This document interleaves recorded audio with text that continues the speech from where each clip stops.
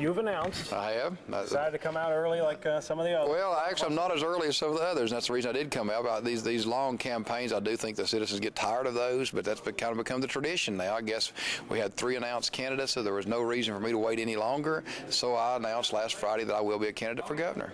So what would a Ron Ramsey administration mean for the state of Tennessee? The good thing about me, you can look at my track record and see exactly what I've done. I have been a pro-business, pro-job creation state senator and Speaker of the Senate.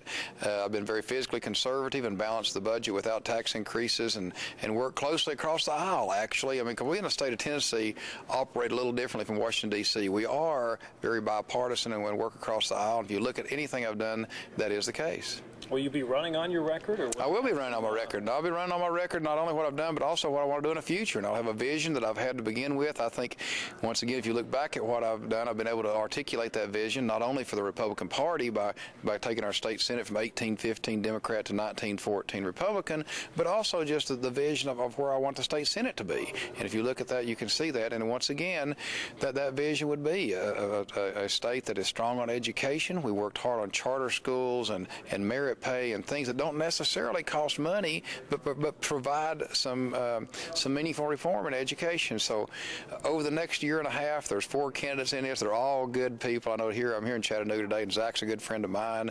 But at the same time, we'll be pointing out those differences over the next year and a half.